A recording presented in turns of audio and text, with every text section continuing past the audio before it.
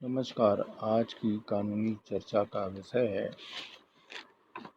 Electronic माध्यम की साक्ष्य को न्यायालय में कैसे प्रमाणित किया जाएगा। इलेक्ट्रॉनिक साक्ष्य अभिप्राय आप सभी लोग जानते ही हैं कि जैसे मोबाइल,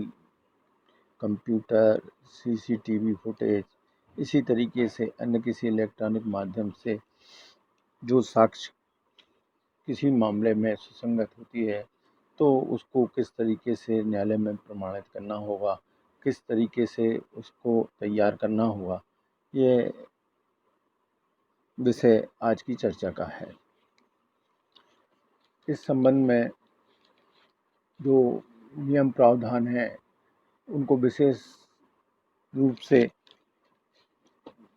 सूचना प्रौद्योगिकी अधिनियम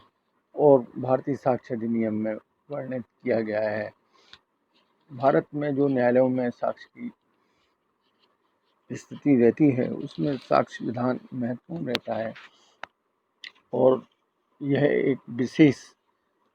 यांत्रिक तरीके की बात है, तो इसके लिए सूचना प्रौद्योगिकी अधिनियम बनाया गया है।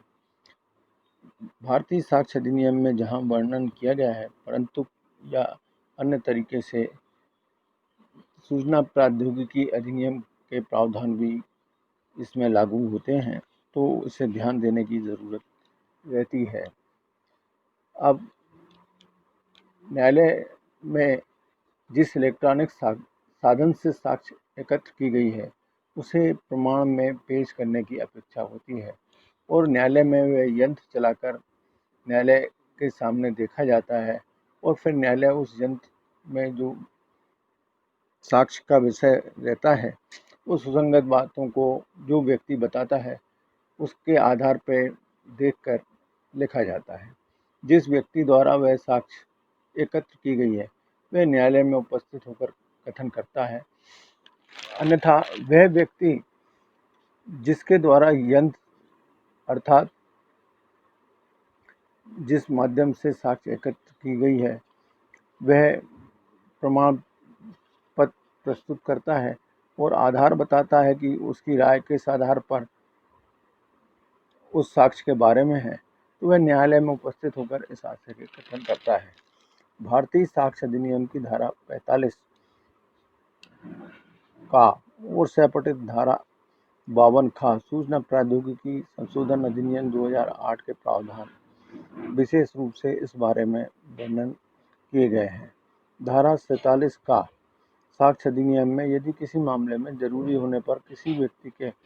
इलेक्ट्रॉनिक चिन्हक के बारे में राय जानना हो तब इलेक्ट्रॉनिक चिन्हक प्रमाण पत्र जारी करने वाले प्रमाणकर्ता की राय उसकी साक्ष्य द्वारा प्रकरण में प्रस्तुत किए जाने पर प्रमाणित की जा सकती है। सूचना प्रौद्योगिकी संशोधन अधिनियम 2008 और धारा 65 खा साक्ष्य अधिनियम में इलेक्ट्रॉनिक अभिलेख से संबंधित साक्ष्य कैसे साबित की जाएगी इसका उल्लेख किया गया है। धारा 65 का साक्ष्य अधिनियम में बताया गया है कि इलेक्ट्रॉनिक कंप्यूटर द्वारा निर्मित इलेक्ट्रॉनिक कंप्यूटर अर्थात कंप्यूटर, लैपटॉप या अन्य इसी तरीके से जो भी यंत्र हैं के माध्यम से किसी दस्तावेज को मुद्रित, प्रकाशी या चुंबकीय मीडिया से भंडारित सामग्री को नकल तैयार की जाती है। इस संबंध में जो जरूरी शर्तें हैं उसके आधार पर उसे साक्ष्य में ग्राह्य किया जाता है। जैसे कंप्यूटर निर्मित रूप से जिस व्यक्ति के नियंत्रण में रहता है और वह किस प्रणाली को उपयोग में लाता है, संबंधित साक्ष्य का अभिलेख संपूर्ण रूप से किस तरीके से है, कंप्यूटर में काम में लाई गई और सम्मिलित की गई और उसके पश्चात तैयार की गई जो भी साक्ष्य है उसके संबंध में उसके द्वारा एक प्रमाण पत्र में इस विषय की साक्ष्य का एक प्रमाण पत्र देना जरूरी होता है कि साक्ष्य उस व्यक्ति की सर्वोत्तम ज्ञान और आधार पर कही गई है। धारा 67 का साक्ष्य अधिनियम में इलेक्ट्रॉनिक चिन्हक के बारे में सबूत के बारे में बताया गया है कि यदि ये कहा जाता है कि वह व्यक्ति द्वारा इलेक्ट्रॉनिक अभिलेख में लगाया गया है तो वह साबित करना होगा कि वह किस व्यक्ति के द्वारा किस तरीके से लगाया गया था। धारा 81 का साक्ष्य अधिनियम में इलेक्ट्रॉनिक रूप में जो अभिलेख होगा उसको असली होने की अवधारणा किए जाने का प्रावधान है और इसके संबंध में शासकीय राजपत्र में जो प्रकाशन होता है उसके संबंध में तात्पर्य होने का उल्लेख है। धारा 85 का में इलेक्ट्रॉनिक करारों में अवधारणा का बंद किया गया है। जो पक्षकार इलेक्ट्रॉनिक चिन्हक द्वारा किए गए हैं और जब तक प्रतिकूल साबित ना कर दिया जाए तब तक यह अवधारणा किया जाएगा कि उपयोगकर्ता द्वारा प्रमाण पत्र स्वीकारित किया गया है।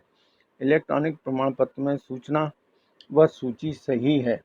धारा 88 का में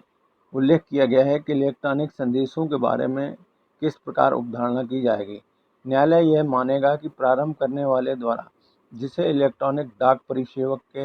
माध्यम से इलेक्ट्रॉनिक संदेश प्रेषित किया गया है जो कंप्यूटर में भरा गया था, किंतु न्यायालय यह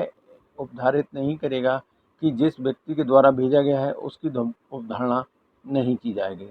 धारा 90 का के बारे में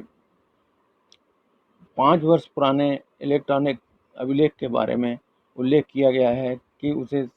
किस प्रकार साबित किया जाएगा कि वह जो भी साक्ष्य है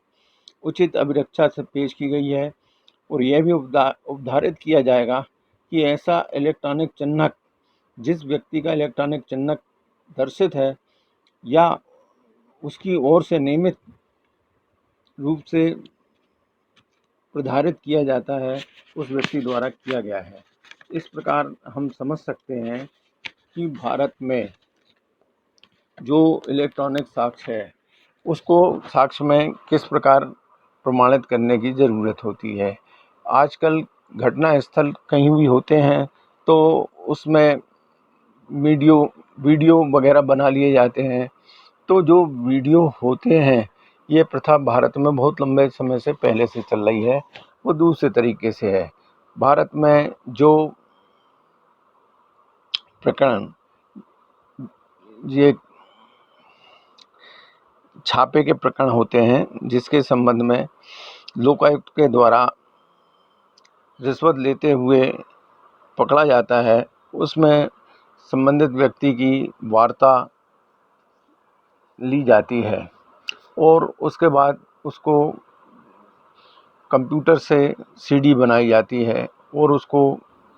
लिख के पेश किया जाता है और अदालत में संबंधित व्यक्ति जो उसे टेप करता है और जो व्यक्ति कंप्यूटर से उसकी सीडी बनाता है और कंप्यूटर की सीडी के पहले जो बात टेप होती है उसको सुनकर लिखता है, वो दस्तावेज तैयार करता है। उन सब बातों को उस तरीके से प्रमाणित करके न्यायालय में साक्ष्य के रूप में विचार किया जाता है। तो आज की चर्चा से यह स्पष्ट हो जाना चाहिए कि मौखिक और दस्तावेजी साक्ष्य के